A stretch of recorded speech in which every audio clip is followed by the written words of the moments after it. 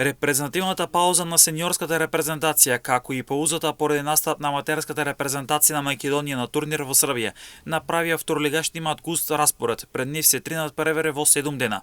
Утре ќе се одиграат надпреварите од петото коло, а пак среда на 25 септември ќе се одиграат надпреварите од четвртото коло, додека пак в сабота на 28 септември на програмата ќе бидат надпреварите од шестото коло.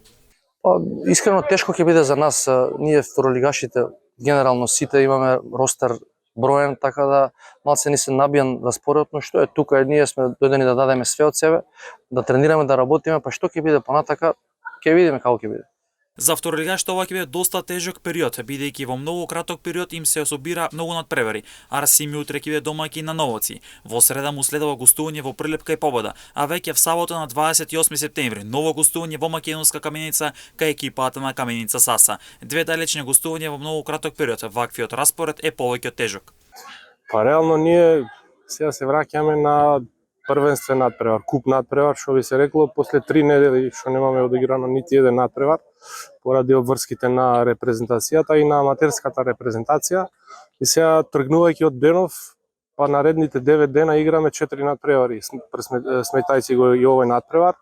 И значи како што кажавте и вие, играме денеска, играме среда, играме пак идната сабота.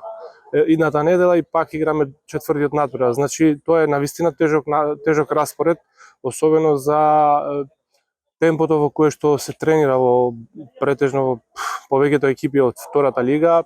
Ние како клуб, ќе кажам, ние како гледаме тоа како клуб, како стручен штаб, мислам дека мора да обрнеме внимание на тој аспект, да ротираме играчи, да тренираме и да работиме периодов во свежина, за да не дај Боже да ни се случи некоја повреда на некој битен играч, затоа што првенството е тек на почетокот, ни престојуваат уште 9-10 надпревари, ако не сум сигурен, првенствени до крајот на полусезоната, и ние мора да водиме сметка на таа работа.